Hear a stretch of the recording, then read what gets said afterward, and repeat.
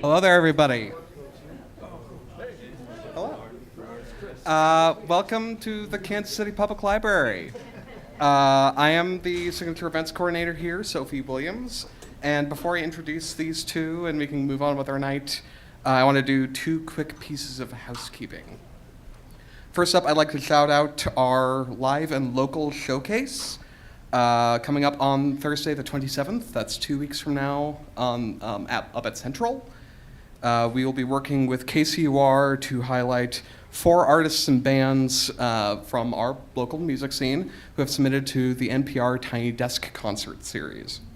It will be a hybrid conversation and acoustic concert, so come hang out with us. That'll also be at 6. I also want to shout out this branch.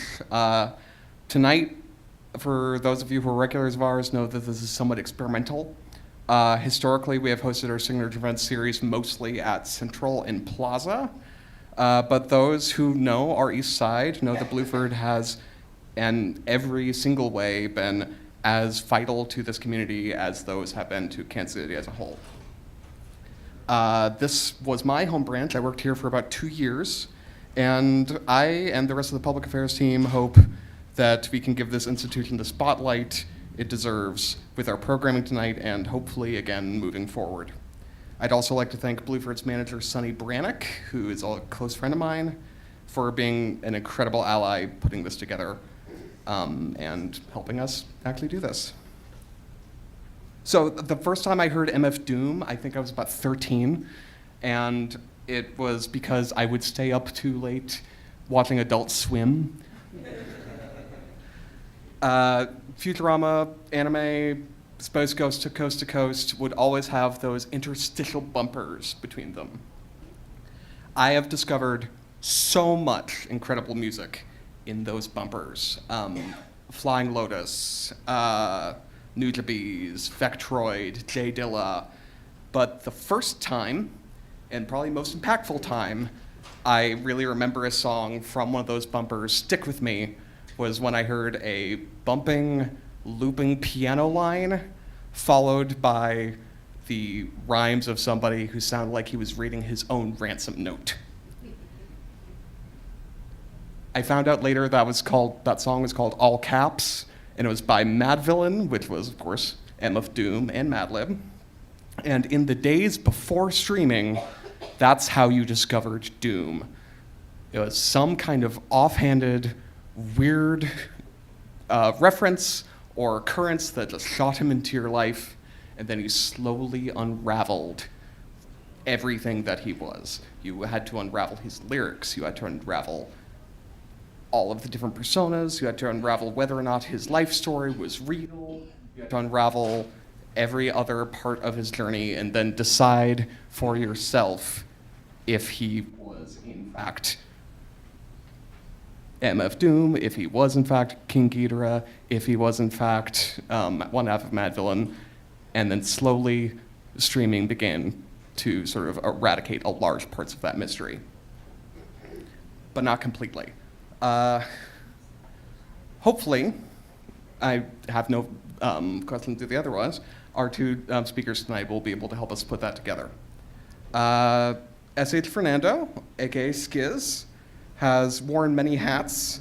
He has worked as a music critic with bylines in the New York Times, Rolling Stone, and many other spots. He is also a musician and founder of the record label WordSound, which at one point was home to another hip-hop legend, Prince Paul. And of course, he is the author of From the Streets of Shaolin, which is the book about Wu-Tang, and the Chronicles of DOOM.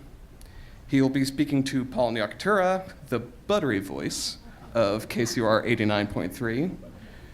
Paul is also a comedian and musician himself, and if you have not heard either or a mixed tape on Bandcamp from his band FACEFACE, go do that after this. Prioritize this, do that after this. I've spent enough time up here. Let's sit back and relax and welcome Paul Nyakatura and SKIZ. Thank you. Thank you, Sophie. Appreciate that. SKIZ, first and foremost, because my man just attacked you about barbecue. I personally want to ask you about another book that you had written about curries. You're Sri Lankan. Yes. And the only member of your family born here in the States. Yep. What's your favorite curry? Probably chicken curry.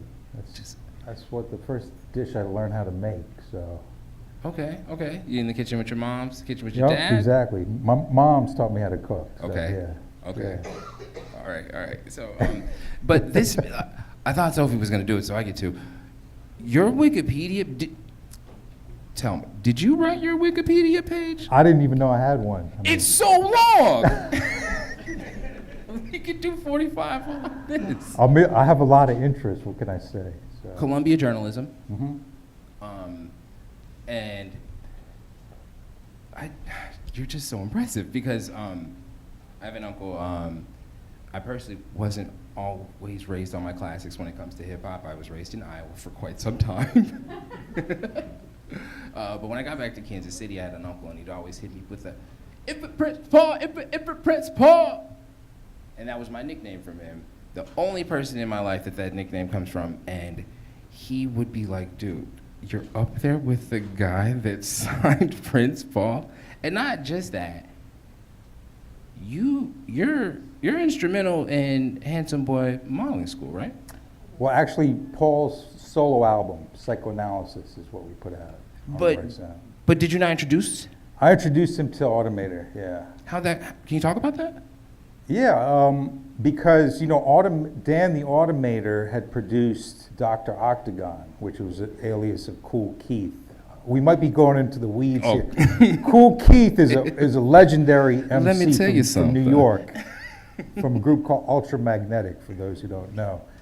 And he was one of the, actually this is a good segue into do. He was one of the first rappers to come out with multiple aliases. He was not only Cool Keith, he was Black Elvis, he was Dr. Octagon. Half shark, half alligator, half man. Yep, and anyway, Dan the Automator produced the Dr. Octagon album. Okay. And it came out around the same time as Psychoanalysis. So I called up Automator and said, yo, we should put these guys together on tour. They're two old school veterans. Mm-hmm. We should try to make a tour happen. Actually, we didn't make a whole tour happen. We made a couple shows happen. So that's how, that was the... And you're right about that being a segue for, like, those particular rappers and also Doom, I like the irreverence. Right. And I feel like at your label, you guys were, that was kind of, you didn't want a mainstream thing that you guys were putting out. It was this, it's something different. It's so, yeah, so like with Doom, I mean, first and foremost, like the cadence and the delivery and the gosh, there's a lot of je ne sais quoi about them. What was like the first thread that like really tugged, like that something really came up when starting to write this? Like, because he's so elusive, he's so secretive. Who was the first person that like, I have stuff for this? Okay, well, first let me go back a little bit, provide a little context, because I don't know if everyone knows that MF Doom actually died at the end of 2020, okay? He died on October 31st, Halloween. His death wasn't announced till 2 months later. So it was a big shock to anyone who followed the man, because he was a very kind of underground MC. He was very prolific, putting out albums on so many different independent labels.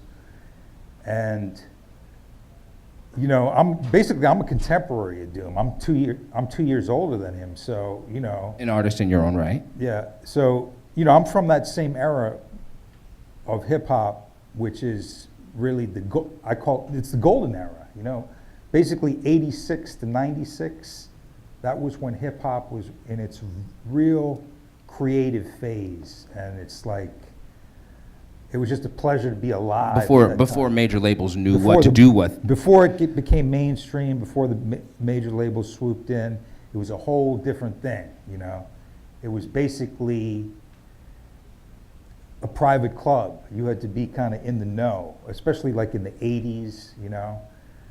And growing up on the East Coast, you know, I grew up in Baltimore, which is not far from New York. I had relatives in New York, so I was always aware of what was happening in New York. And actually, the first group that Doom was in, he was in a group called KMD, okay? And What are those initials for? Causing Much Damage. That was his kind of breakdancing graffiti crew. And they were, has anyone ever heard of Third Base? Show of hands. Third Base, as you know, was one of the first white groups in hip hop, signed to one of the best labels in hip hop, Def Jam at the time, Russell Simmons, Rick Rubin. And through Third Base, Doom kind of got on, because he was friends with MC Search and Pete Nice, and they said, when we get a deal, we're going to put you on. So when Third Base got signed to Def Jam, Search and Pete started managing them, and they were able to get a deal on Elektra, another major label. And at the time, Doom had a whole different name. He was called Zev Love X, and he had a whole different style. And it's an homage to Malcolm X, correct? Yeah, the moniker Zev Love X, if you spell it backwards, it's X evolves, as in Malcolm X evolves. Because Doom was a very kind of socially conscious individual. His father was an activist. His father was from South Africa, had come here to go to college during the civil rights era, and he was very involved in the civil rights era. And so Doom kind of inherited some of that, you know, some of that consciousness, some of that positivity from him. And just to kind of compress some of this background information, KMD put out an album on Elektra. It did well. It spawned a hit called Peach Fuzz. Anyone remember that? A few people. That came out in like 91, so I was 4. Many people remember that. But after that happened, they got a chance to do a second album. In the midst of making that album, Doom's partner in rhyme, his younger brother Sub Rock, I want to talk about the brother. died or was killed under mysterious circumstances. And do you consider that, I mean, sort of the villain arc? I'm gonna get to that. So when they were about to put out this second album, his brother died. You know, obviously that's his partner, that's his main man. It was deeply affecting to him. He was still able to complete the album, but the label shelved the album before it came out because of the artwork, okay? It was controversial artwork at the time. And I'm gonna tell you what the artwork was. It was a figure of Little Black Sambo, the cartoon character, in a noose, in a hangman's noose, okay? And for Doom, the imagery was obvious. He was basically hanging a stereotype of what black people were, you know. The Little Black Sambo was a stereotype of what black people were. he was hanging it. He was saying, that stereotype is dead. Unfortunately, the critics kind of interpreted it another way. And it's funny because it was two black critics from New York who worked for Billboard. They were like, what? He's lynching black people on his album cover? They created a huge stir about this. And because at the time, this was Time Warner, Elektra was owned by Time Warner. At the same time, Ice-T had just done an album called Cop Killer. Oh, okay? geez. Huge controversy about that. And because of this controversy, it affected Doom's album, which was called Black Bastards. The label decided to censor themselves and say, we're not going to put out this album because of the cover art. So basically, Doom lost his deal. He's back to square one, and we lose track of him for a good 4 years. He's pretty much in the wilderness, okay? It was only after that time that he was able to reinvent himself and come back as MF Doom. And of course, the character Doom is based on the Marvel character, Dr. Doom. Any Marvel fans here? Yeah. All right, okay, so what do we know about Marvel superheroes or even villains?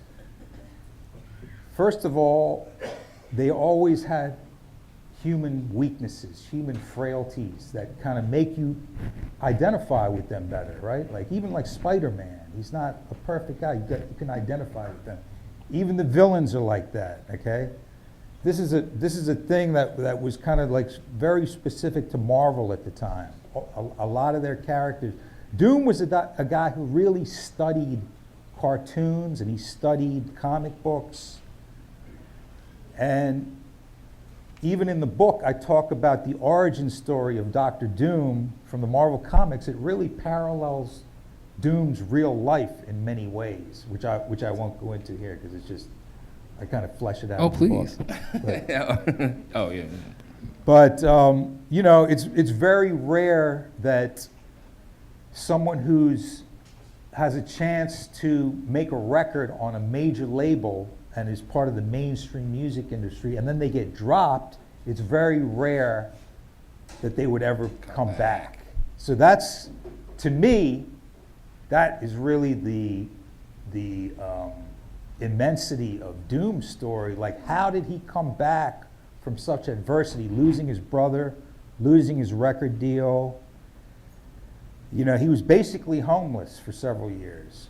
And the strength of character it took to reinvent yourself, come back with a whole different style, a whole different thing, and then just wipe it up and just, you know, he was basically the underground champ. He was putting out records on so many different independent labels. Right. Especially between 2000 and 2005, you know? It's like Which all of these records were on different labels. which was kind of lovely because that was like Napster heyday.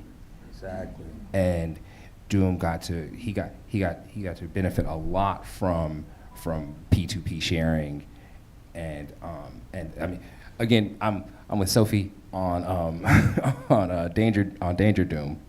It's just an Adult Swim kid, so. And even that was a weird album because the Danger Doom album was put out by Adult Swim, which is it's a Cartoon Network. It's part of Cartoon Network. Yeah, so I'll take this for a hot second.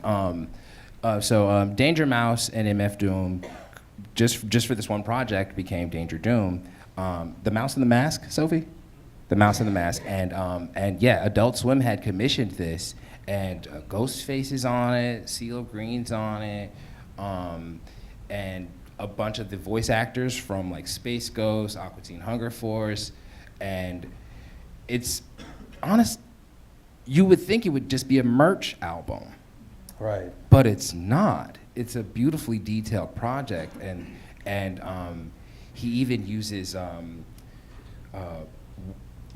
he uses Harvey Birdman interrogating someone and then he takes it on himself as like, if you wear a mask, doesn't mean you automatically did something. It's a really it's a full project. It's a fully fleshed out thing. It's not just this merch thing for some cartoons. It's a beautiful album. And it was probably Doom's best-selling release at the time. At the time, it sold like 350,000 copies, which was a lot, you know, for a company that had never put out a record before. So. Amazing. Where do we? Because I don't want to get on this too soon, but in another interview, you spoke on what he called esoteric beliefs, and later in life, he started to go down certain rabbit holes of conspiracy theories. Are there any that you didn't get into that you care to share? Or I also have a follow-up on this one too. Well, yeah, it's interesting because Doom is really known for his humor, really. To me, like his lyrics are like punchlines of jokes. Every single one. And he's not like, I wouldn't call him like a conscious rapper in the way that maybe like Chuck D from Public Enemy or something. He's not talking politics, he's not, but he's very sly, he's very subversive in the way that he puts his information into his rhymes, and it's, as I said, it's all through humor. So that's why, that's another reason why I think he's got such appeal, because on the surface, it looks like something completely different, but if you really get into Doom's lyrics, he is talking about something. And as you said, later on in life, he was really getting into esoteric information and hidden knowledge and stuff like that. And he really kind of studied that, And you wouldn't really be able to tell from his rhymes, but every once in a while something sneaks in there. He'll have an allusion to something, Like, let me see if I can think of. There's so many examples. Let me think. Okay, in one song, I can't remember which, he mentions a guy called a Latvian immigrant called Ed Leedskalin, who built this thing in Florida called the Coral Castle, okay? This is a real thing. You can look it up on the internet. And this man built this thing. It's huge chunks of coral. And he was able to build this thing by himself. And he said he supposedly knew the secrets of the pyramids, so he knew how to levitate rocks and stuff like that. So it's stuff like this. Doom will tell stories about stuff like this, and you think it's totally nonsense, but if you look it up, it's an actual guy, Okay. Another thing, I learned so much listening to his lyrics, because he'll drop a name. He'll drop a name like Henrietta Lacks. Has anyone heard of Henrietta Lacks? I had never heard of Henrietta Lacks. I had to look her up. And she was an African-American lady who in the 50s... Is it her blood? Was Henrietta... You can explain it. What? If I believe it... You're going to check me on this one. If I'm correct on this one, her blood... She was a cancer patient, and her cells were used for cancer research, yes, without her permission. And a lot of things that sorry. A lot of good research came out of that, but her family, no one knew about. No one knew. And only last year did Johns Hopkins Hospital acknowledge, that actually acknowledge that so that's a thing. So I think it's pretty incredible that this guy Doom, who's most of his lyrics are humorous, every once in a while he'll drop this nugget, or he'll drop a name that you're not sure, and it's like there's a website called Genius.com where they break down all the rap lyrics, and you should read the comments section on Doom's thing, because everyone is trying to interpret his lyrics, because there's just so much in there. A thing about on Genius is they'll have the lyrics and then they'll have annotations, and then the lines that have annotations will be highlighted in yellow. And so for most rappers, like, you can just read the lyrics and get it, and so not everything's highlighted. Right. For Doom's lyrics, like, the entire thing nearly is highlighted because there's an annotation for every single line because he's that good at putting something in every single line, and then on top of that, doing it with that beautiful cadence and then throwing a multisyllabic rhyme at you multiple times within a bar. It's beautiful. And here's a guy, you know, he was never, I mean, aside from when he first got into the music industry, he was never on a major label, you know? And yet he was able to have so much impact worldwide, which is, to me, incredible, because I know how hard it is to promote yourself in this game called rap. It's all a question of promotion, you know? That's why artists on major labels do much better than artists on independent labels, obviously. They got a lot more money behind them. They have a machine behind them. them. Yeah, the machine, exactly. So to me, the incredible thing about Doom is that he did this solo. He did this kind of almost single-handedly, and to this day, he is like maybe one artist in the game who owns his catalog. He owns his catalog, you know, which is far more than you could say for most of the rappers out there, you know.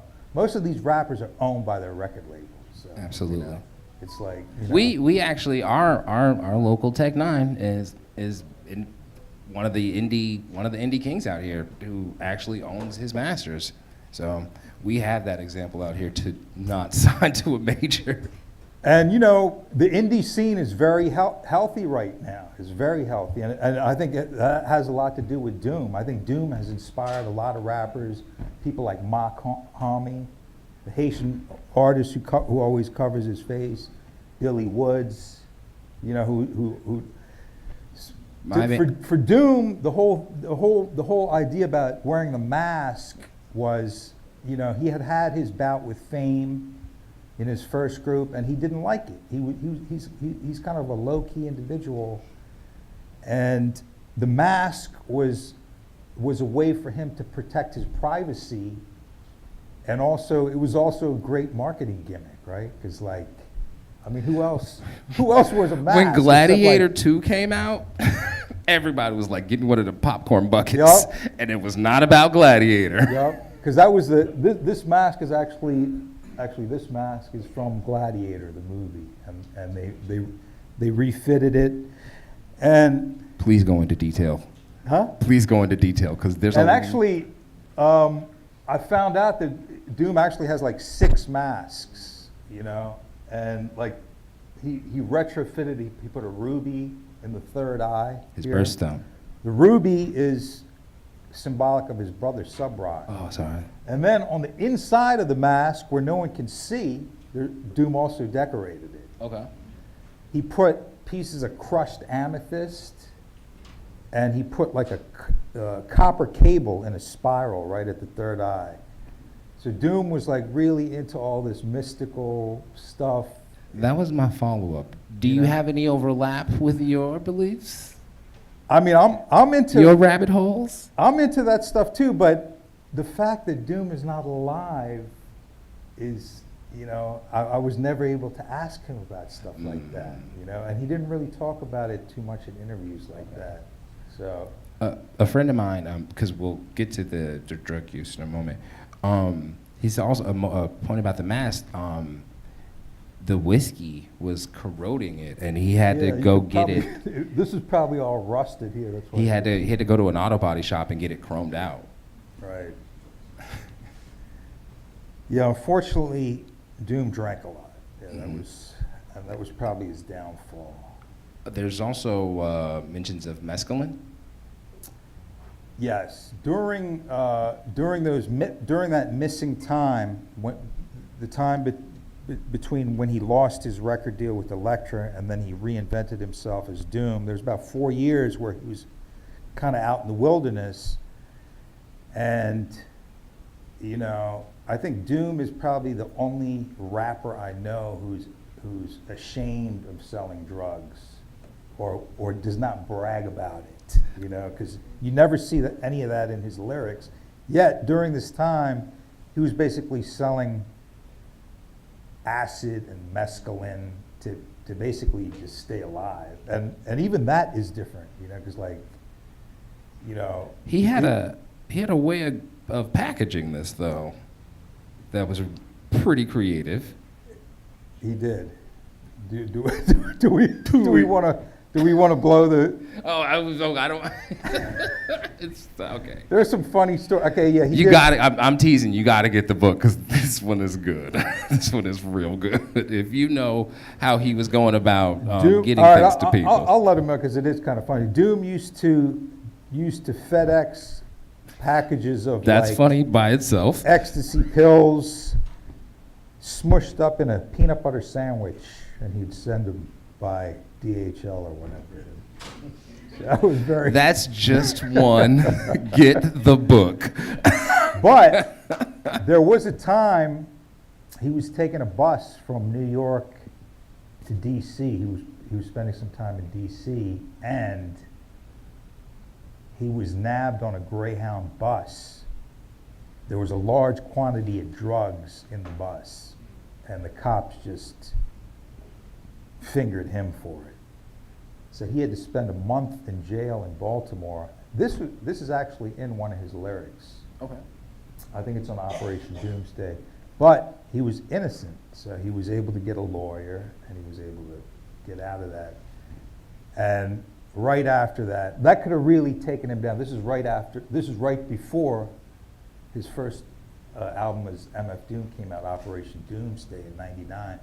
So that incident, had he been charged and everything, that could have really taken him out.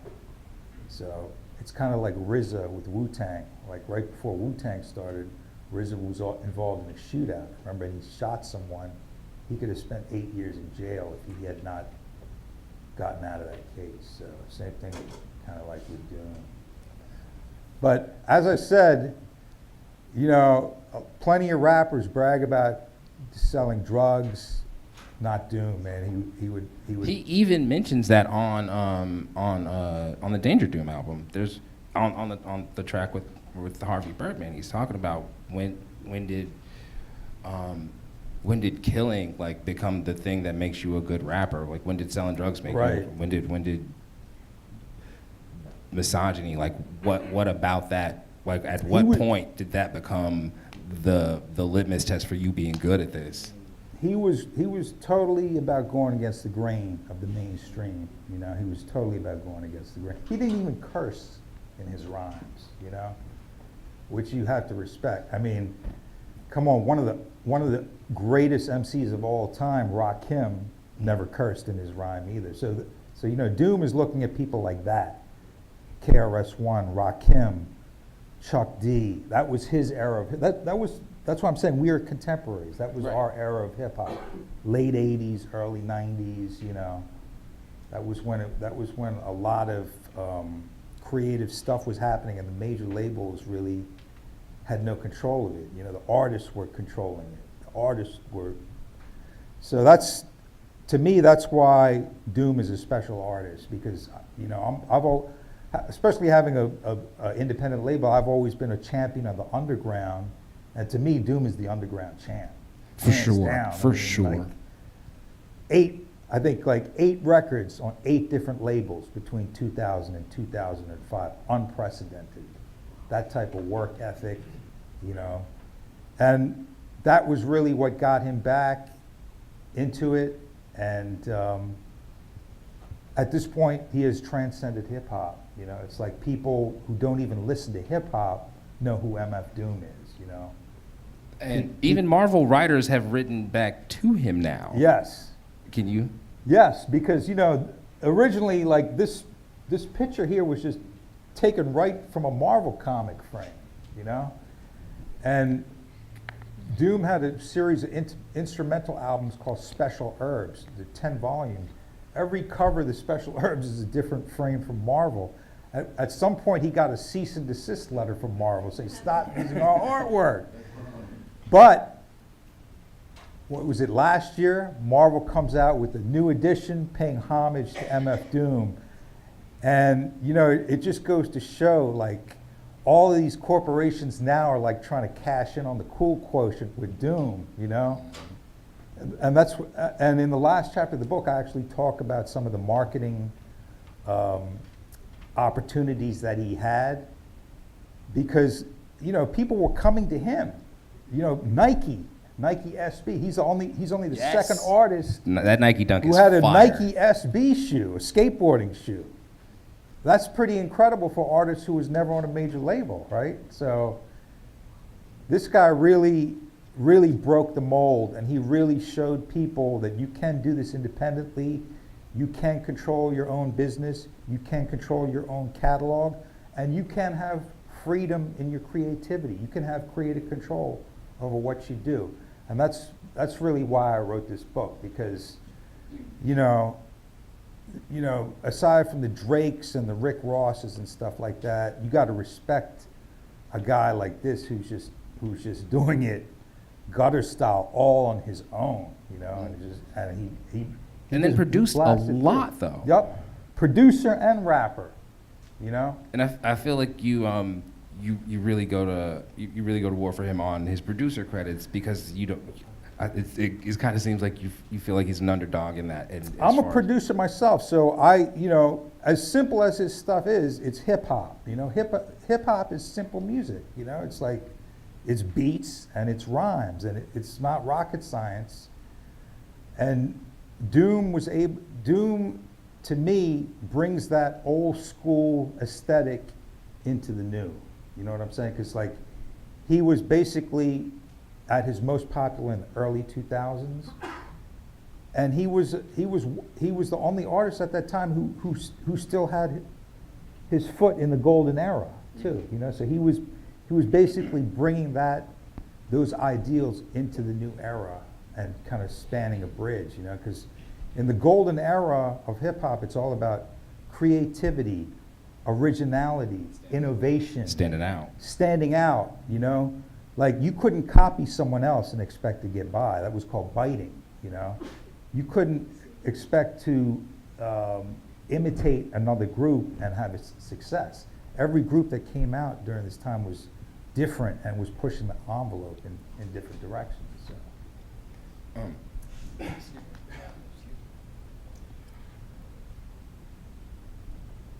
I'm sure you get asked a ton of the same questions on these things. Is there a question that you haven't been asked that you want to answer? That's tough. I mean, I've talked about this a lot. Maybe is it almost time for? Is it time for the Q&A? Oh, we got 5 more. Okay. I would just say that doing this book was a challenge, because I didn't have Doom as a resource to interview. So, you know, half the book is probably open source interviews, you know, going on YouTube, going on the internet, accessing all that information. And then another half of it is original research. And, you know, because of my position in the independent hip hop scene, I knew a lot of other people who put out Doom's records. So I was able to talk to them and kind of work my way inside. I was able to talk to Doom's other younger brother, Dimbaza, who gave me a lot of great information. And it was a real challenge to do this, you know, because he is such a private guy. And even his friends and family are private. They didn't want to divulge a lot of information about him. But I knew, being a fan myself, that, you know, the fans are hungry to hear about this guy. How did he do it? And also the fact that he's dead, we need some kind of closure, you know, after his death. Like, it wasn't even announced, you know, and it's, but the good thing is now, all his catalog is being re-released by his wife, Jasmine. That's awesome. Who's in charge of the estate. All new covers. Rhyme Sayers in Minnesota is the independent label that's doing all that stuff. So now you can get all of this stuff again. And he's having a renaissance, especially among younger people, which is great. because Doom is a great rapper for young people. Like I said, he doesn't curse, he's funny, he's humorous, he's all about cartoons. Plain English. Yep. And you know, that's a great way for a young person to get into hip hop is through Doom, because even though like, you know, I don't call him wholesome in a way, but you know, a lot of stuff might go over their heads. But I'm glad to see young people in the audience here. And I just want to say too, I forgot to thank Sophie for bringing me here, my first time in the area. Thanks to all of you for coming out.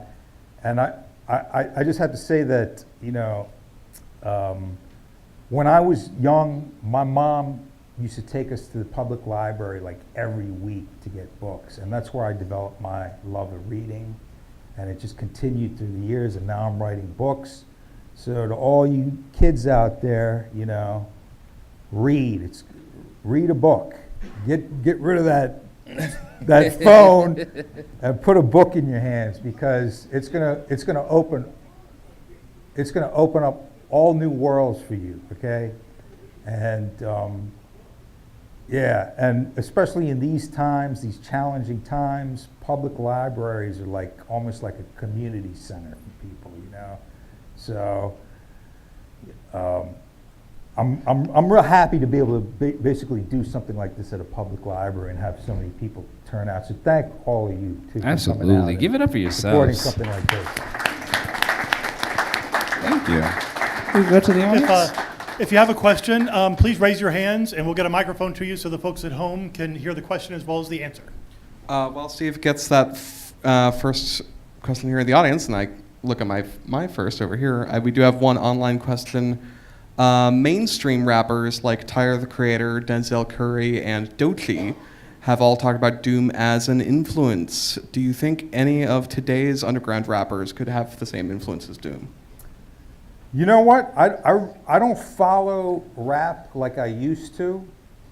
Obviously Kendrick. I think Kendrick is really carrying the torch right now. I mean, everyone saw that halftime show, right? I mean, that was something.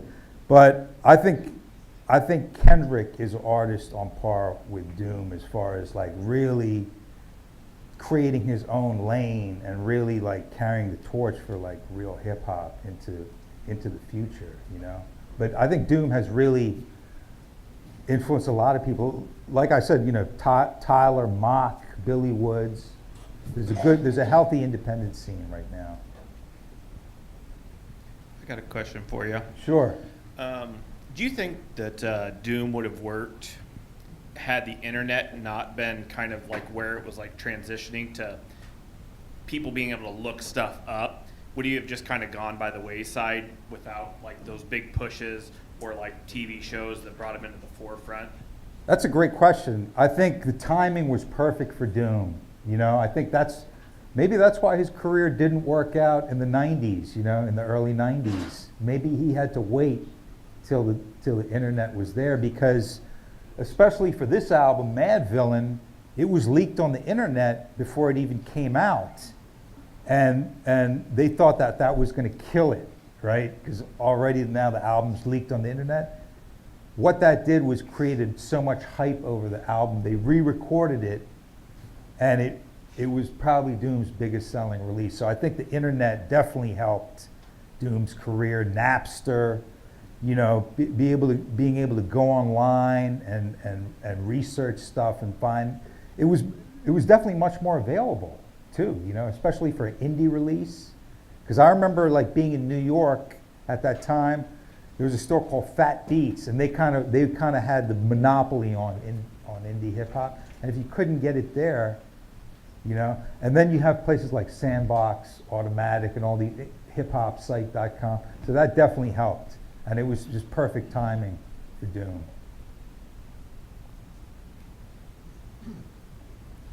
For the third album cover, was there any like reasoning behind? Like, it looks like they were going through some hard times. You talking about Food? Yes. I think that was a straight up concept album. Like Doom had always talked about, oh, I want to do an album about food. And you know, he had to always do a little something cool. So it's like if you take the letters MF Doom, it spells food. And then if you look under the table here, there's a little guy with the mask. That's Doom's son reading a comic book. So he liked to put these little inside jokes and inside things on the album. But I think at this time Doom was actually on the come up. You know, this album was his first album on Rhymesayers, and he actually got a budget for it and everything. I think he got maybe like 20,000. So this was actually when he was making money, you know. And now you can buy the Doom cereal bowl for $60. They're really going crazy on the merch now. But it's good, you know, because Doom has 4 kids. He had 5 kids. He's got 4 surviving kids. And his wife, Jasmine, is running the estate. So all of this is good, you know, for the family. So. What's your favorite Doom song? I do have a favorite song, quite surprisingly, and it is all caps, as Sophie mentioned. As far as bars, man, it's just too many. There's too many lyrics. Okay, what's definition supervillain? A killer who loves children. One who's skilled at destruction as well as building. That's one of my favorite lines. Because it kind of encapsulates the whole, you know, supervillain. He's not totally a bad guy, you know, because he loves children. So he's a killer who loves children. You on that same track, you mentioned him getting arrested in Baltimore. Is that right? He says BCDC O section. Is that what he's talking about in that line? Baltimore, BCDC is Baltimore City Department of Corrections. That's crazy. That's crazy. Section O, under the top bunk. Yeah, I said it's not to be mean So if you want to get arrested in Baltimore, go check it out. Be my guest. It's probably still there. That's so crazy. I did want to ask about. Oh no, go ahead. Sorry. Oh, and his brother told me that he was actually in jail for a month, you know, but he told me that the way he survived was he just got in with the Muslims. He was fine. I wanted to ask about, you mentioned his budget for food, his budget, how much he got for it. I've heard some talkings of his financial dealings and sometimes him maybe not being forthright with money, or can you speak to any of that, of his mystery in making the records in the background? Was it always hard to get in touch with him and stuff like that? Oh yeah, from what I hear, it's very hard to get in touch with him. He had layers of people, you know. I mean, I actually tried to collaborate with him in 2011 when he was in England, and I found a girl who knew him, and I was like, oh, can you pass on this? Didn't work, because it's he had layers. And I think he really got off on that, being hard to reach, and everything for Doom was on a need-to-know basis. If you didn't need to know, he didn't advertise, you know, and that's another thing I love about him, because in a day and age when artists are share the minutia of their lives on social media and I'm going here, Doom was he created this mystique, right? He made us want to find out what he's up to, which is always the best bet, you know, and you got to respect that from a guy, right? So just a hypothetical question. Yeah. Seeing as you didn't get to interview him specifically, do you have one topic or question that if you did have the opportunity to speak with him, I'm sure you get asked this all the time, but what's one topic or question you'd like to ask him in your preparation for this book? Well, I would like to have a real conversation with him about a lot of this esoteric stuff that he was into. It's there's a chapter that that I go into, it's about this guy, Dr. Malachi York, he was part of, Doom was part of his group back then. And I think this guy kind of introduced him to a lot of that stuff, Egyptology, UFOs, all types of weird. That's if I could sit down with Doom and talk to him, that's what I would talk to him about, like even beyond the music, because I feel like I've covered a lot of the music and a lot of the creative process, but like that's where he was headed. You know what I'm saying? Like even people I talked to who knew him later on in life told me that he wasn't even interested in doing music. He was more like a scientist then. He was like into research, And as we know, you got to know what's going on in the world. People are going to pull the wool over your face if you don't know what's up, especially right now. It's very important that we all stay informed about what's going on, because we might lose this country in a minute.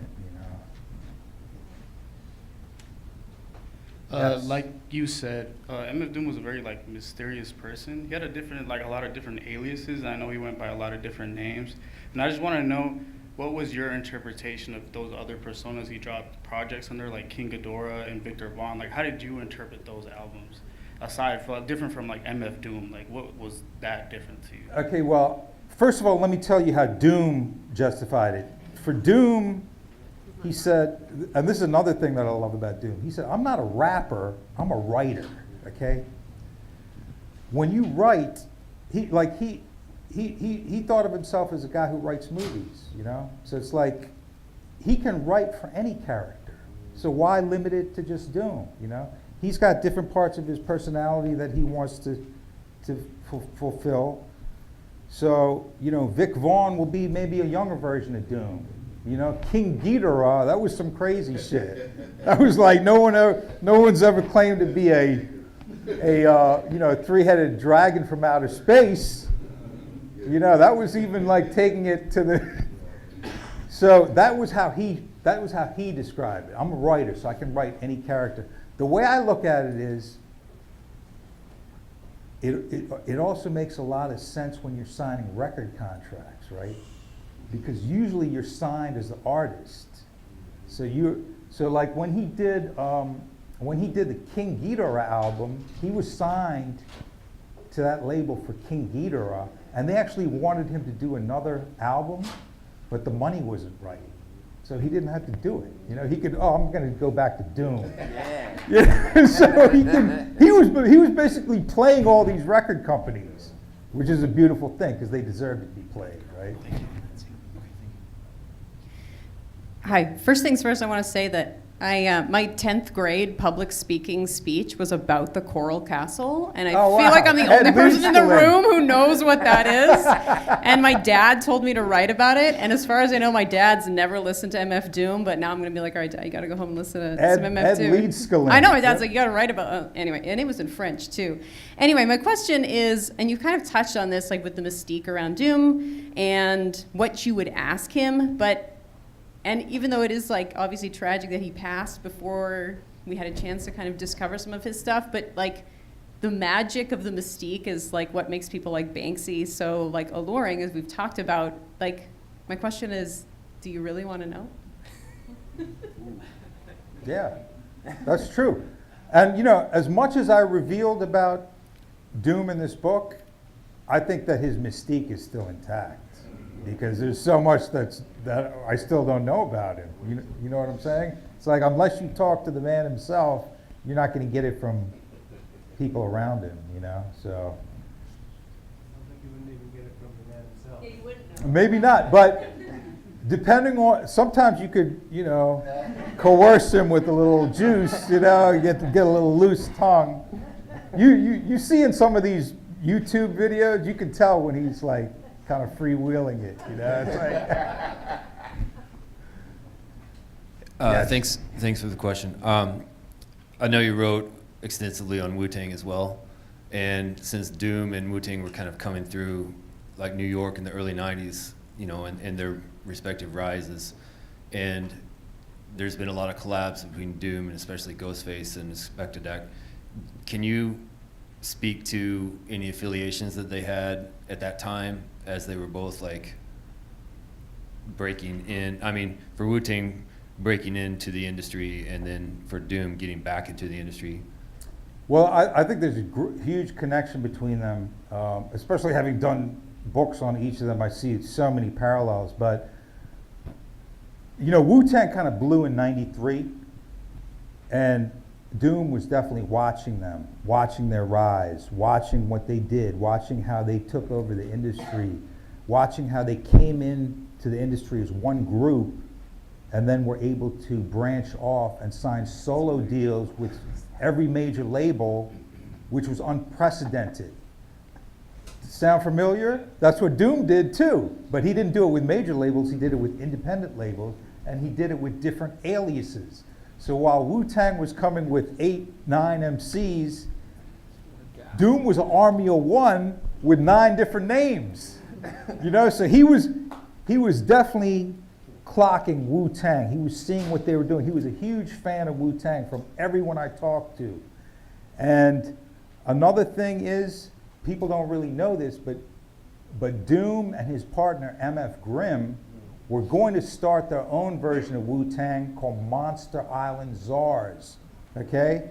And there is a Monster Island Czars album, and it's basically like all of their friends from Long Island and Brooklyn, another huge crew, like 8, 9 people, but the concept was they were all named after monsters from the Godzilla franchise. So like Godzilla, Rodan, Mothra, there was a Mothra, King Ghidorah, Kong. All of these MCs took monster names from the Godzilla series, and the plan was, even before Operation Doomsday came out, the plan was to release a Monster Island Czar album, and then each of the MCs do solo work. See? Sound familiar, right? So Doom was hugely into, I mean, everyone who was in New York at the time, I remember that very well too, that era, because you couldn't go, Wu-Tang ran New York at that time. 93, 94, 95, it was all about them. And being a huge fan, you know, Doom eventually connected with Ghost. They did a whole album together, which is done. And it's a shame, I don't know if it's ever gonna come out because of the money. We gotta see the one. We gotta see I know people who have the record. I know people who have the finished record, you know, but it's a question of money now because Ghost is huge. Doom's estate is gonna want a lot of money for that, you know, so it's like, but yeah, there was a huge, that's very perceptive of you. There's a huge crossover. And obviously Czarface, you know, Doom was on 2 Czarface albums. Spectadec was part of that group. Paul, it looked I like had you were raising a friend that helped me prep for this. He wanted you to touch on the deportation. Oh, okay, yeah, that's we did. There's so much to talk about with Doom, isn't there? Yeah, you know, Doom he was born in London actually. His mom, when she was pregnant with him, had taken a trip to London to visit her sister, and while she was there, she gave birth to Doom. So, little baby Doom had a British passport, and when he came back to the US, his mom never got his paperwork straightened out, okay? So, he's doing his thing. He goes on a European tour.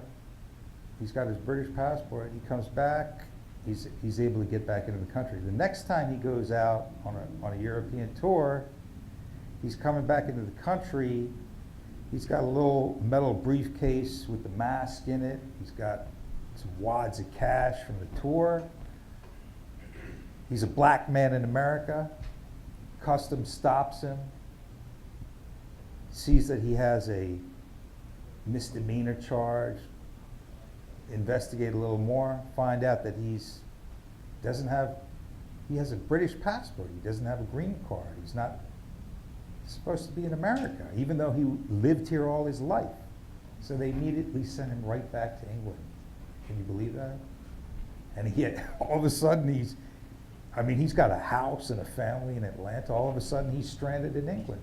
And this was late, like And this 2010. is like 2010, 2011. So what can he do? He has to start again from scratch in England. Luckily, he's signed to a label called Lex in England, and they help him out. He's still doing his work. It takes him a year, though, to bring his family over. That must have been tough to be away from your wife and kids for that long. So, yeah, Doom has undergone a lot of stuff in his life. So, you know. We've got one last online question, and then it looks like Steve's trying to wrap us up, and then he'll be able to finish this off. What's your take on Doom sending body doubles into concert? Well, anyone who knows the Marvel Comics Dr. Doom knows about Doom bots, right? Whenever you think the Doom is dead, he didn't really die. It was a Doom bot, right? It was a robot who looked just like Doom. So Doom, the mischievous, crazy, conniving guy that he is, he's like, I'm gonna try that for real. So he's like, he's having medical issues sometimes, and he can't always make it to a show. So what he does is he gives the mask to a buddy of his, says, hey, why don't you go do this show for me? And he did this many, many times, and it's like anyone else, I think their fans would have boycotted him, but Doom's fans were like, what? First of all, they were like, what? How dare you? And then, like, they're showing up at the shows anyway just to see if it's the real Doom or not. And, you know, it's like you can go on YouTube and look at some of the shows, and it's definitely not Doom, because Doom had He's a big guy. barrel-chested beer belly. And he's, you know? he's over 6 foot, right? No, he's like, maybe, he was like 5'10". Okay. But he's got this big beer belly, you know, it's like, and there's definitely some shows there where there's some skinny guy with a mask, it's like, hey. I think one time the comedian Hannibal Buress did play Doom in Chicago, and he took the mask off. But that became a thing after a while. The Doom bots became a thing. So it's like, who else would have the cojones to pull off something like that? You know, It's like, amazing. You gotta love this guy. Paul, SKIZ, thank you so much for being here tonight. Sophie, thank you for the suggestion. And thank you all for coming out and making this so darn cool.